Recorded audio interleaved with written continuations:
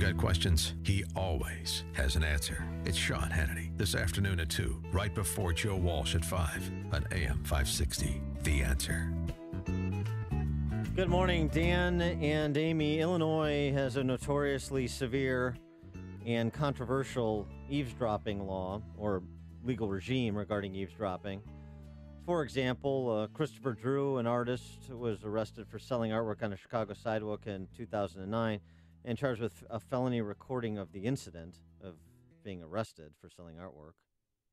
In 2010, Bridgeport resident Michael Allison was charged with a felony for recording his own court hearing after the court did not provide a court reporter.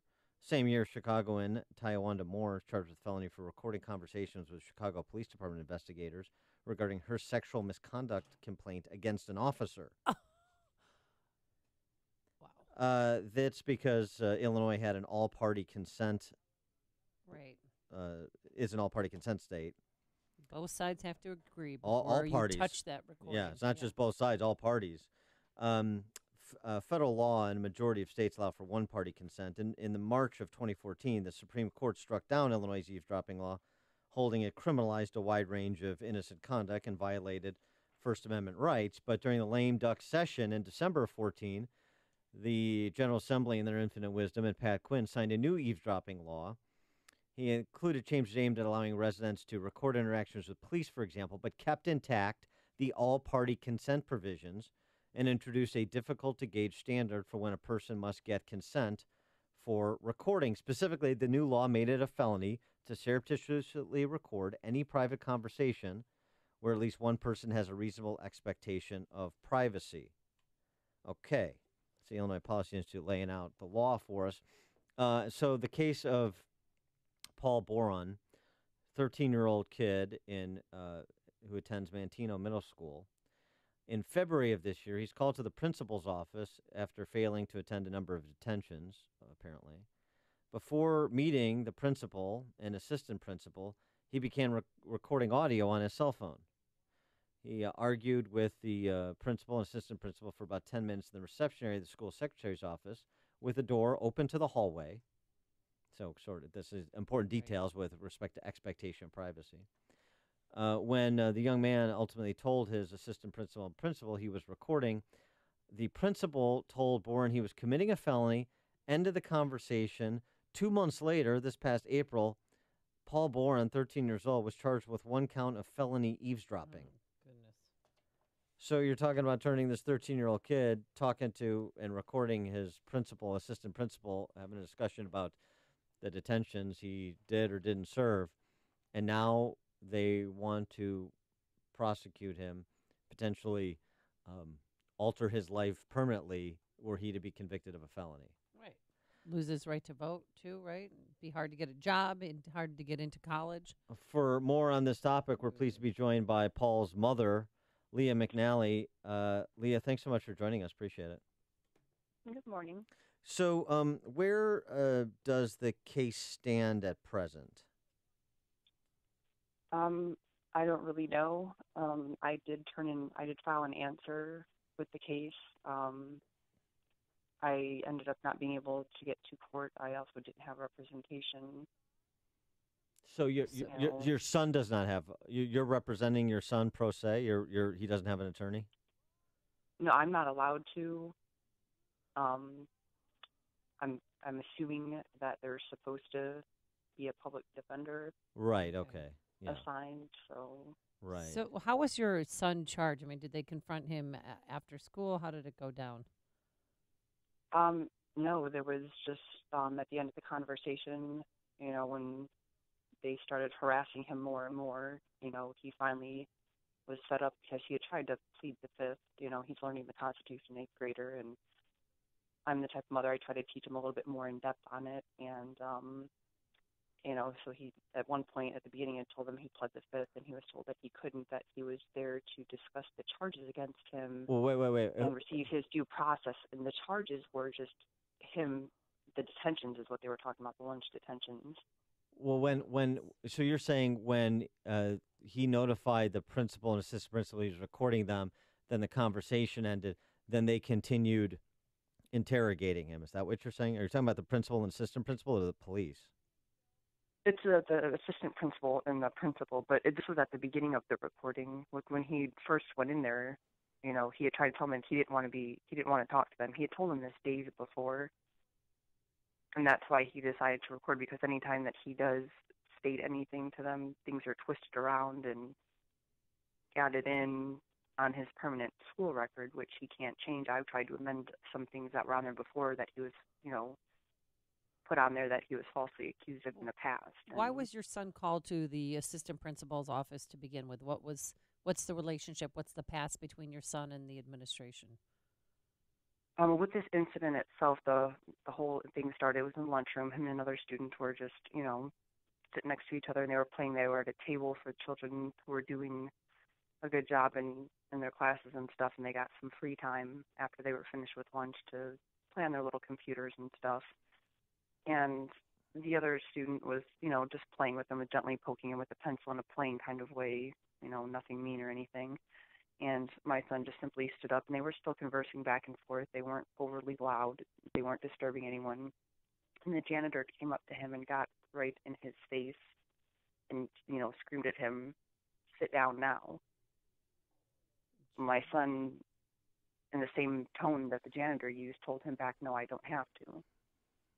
And then he was like, "Well, you're going down to the office with me." My son complied. He went to the office, but he told them he did not want to speak to them. He's like, "You're going to do whatever you want to do anyway, so just, go ahead and do whatever you do so I can go back to class." And so they told him he had to serve lunch detentions all week long, and he didn't understand why. To him, it wasn't fair. He didn't do anything. He used the same tone of voice the janitor used. If it's okay for him to do that to me, why isn't it okay? Because there's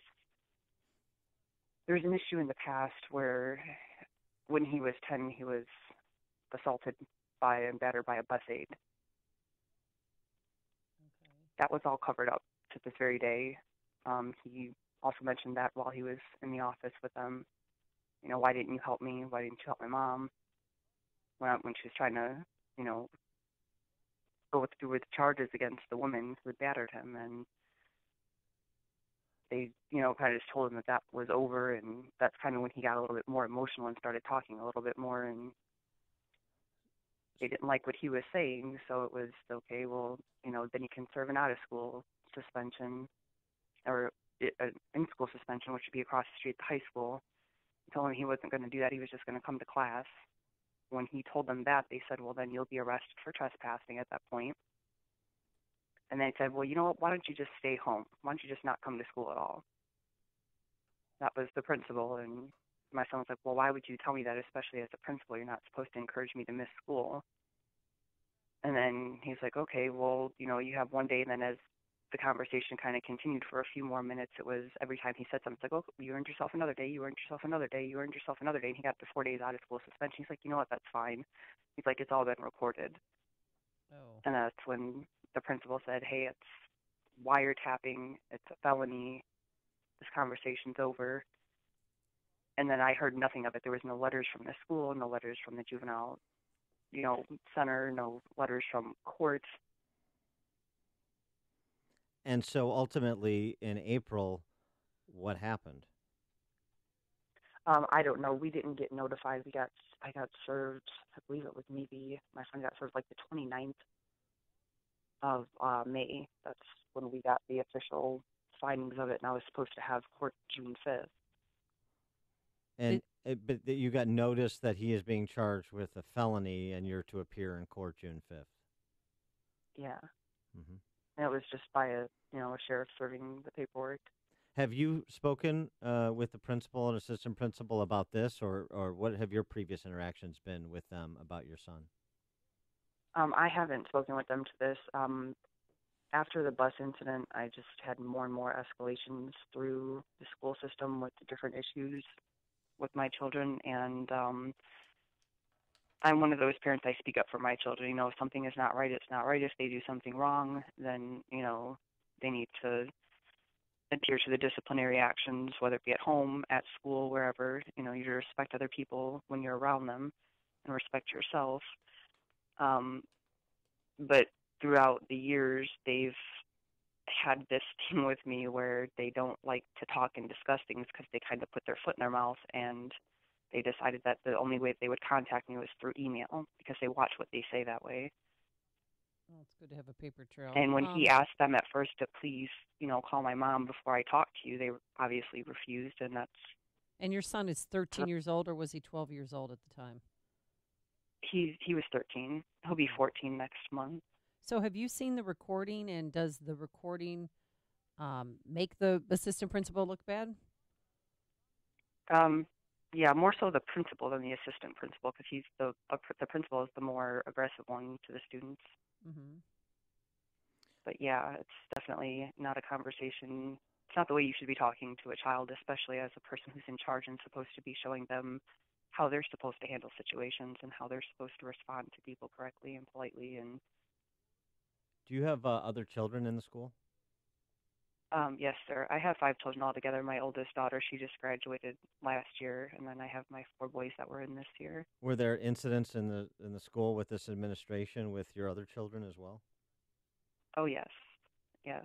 With the same middle school, the thing that made me pull my youngest son out, he's ADHD and he has an impulse disorder, and the teachers they didn't put him on like a 504 plan or the IEP for some reason. They, I guess, aged them out once they get out of elementary school on the disability stuff, or at least they did with my child.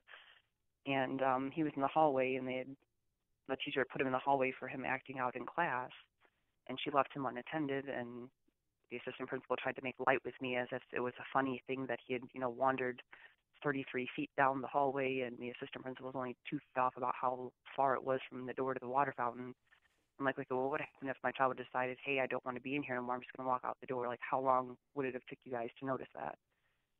Is there something going on at the school? I mean, are there other parents and who have similar complaints in terms of how their children have been treated by the principal or assistant principal or the combination of the two? I mean, is there something going on at the school, or is it specific to your family? No, there's definitely other kids affected by it in the area. It's it's kind of hard because I don't know, like, as far as But you've putting the stuff out there. It's there are issues with other families. You've spoken to other families that have kids in the school. Yes. Mm-hmm. Is your son going to be returning to the same school this fall? Not if the same administrators are there. No, I don't feel that their physical safety and emotional safety is any part of their concern, and I feel that they'd be abused even further and way more serious now, because anytime I've spoken up, there's been retaliation.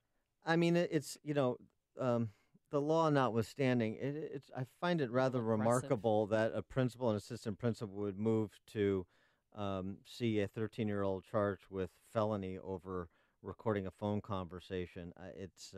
Have you spoken with the Kankakee County State's Attorney's Office, and have they communicated with you at all about this case, about wanting to plead him out, or right? Yes, exactly. No, I have a hard time communicating with anybody in this county due to the fact, like I said, I've spoken up in the past, and that tends to be frowned upon. Especially with the last incident where, when he was 10, when he was defending himself from the bus aide, when I tried to press charges, they immediately attempted to charge him with a battery against her. And they let that linger for a little over a year before they decided to drop it due to self-defense, yet they no-charged her. When is his case next due to come up in court? I don't know. I'll be finding out Monday. I have to go into the court physically with my ID to find out. I understand they don't want to give you information of a minor over the phone in case you're not who you're claiming to be. So, Are you? Is your son? Is Paul still in school? Is he going to that middle school, in Manteno? No, I pulled them all out right after that incident. That was, a little bit too much to keep handling, especially with my youngest one, with what they had done with him and having him in the office, and that same principal trying to pin him in the doorway, and he pushed himself backwards where his rear end was pinning up against my child, and pinning him in between the doorway, trying to get him to stay into the office because he didn't want to stay in there and talk. They're not good with talking to children. I think child development classes should be maybe implemented if they're not taking them. I don't know where it's going awry, where they're not connecting with children and understanding that when a child has had something happen to them where they were physically harmed, then they're still having a hard time dealing with it emotionally, and why you would just continue to attack them over it. Like, it Yeah. seems to be like a power struggle with them. Can I make a recommendation to you, friendly recommendation? With respect Yeah. to the legal representation of your son, you need to make sure that he has legal representation here because this is not a commentary on the Kankakee County State's Attorney's Office, but the law is the law, and they may be a little bit hamstrung. However, relying on a public defender, relying on the good intentions of everybody, particularly when I think there's certainly at least question about the intentions of the school administrators who are going to have some standing in the eyes of the court.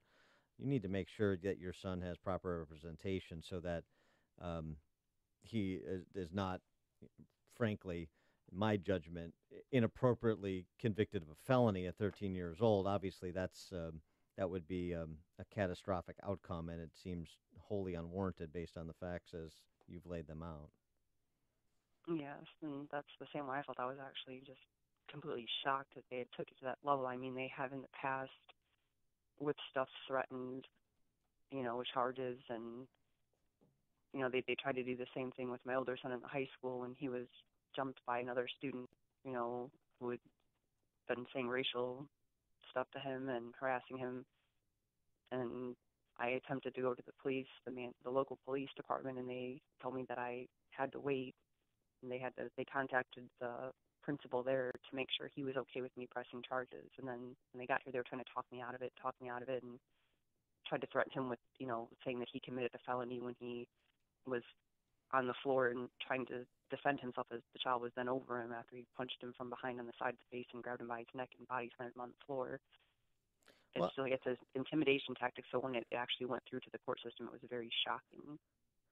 Well, I'll tell you what. Off air, I'll get you some information, a referral for some people that may be able to help you in this case pro bono, so that you're you're there, so you're on a level playing field with the state and the school, so to speak, because this seems a bit silly to me. So, Leah I would McNally. greatly appreciate that. Yeah, no problem. Leah McNally, mom of Paul Boren, Mantino Middle School kid, being charged with felony eavesdropping for recording a conversation between himself and the principal and assistant principal of his middle school.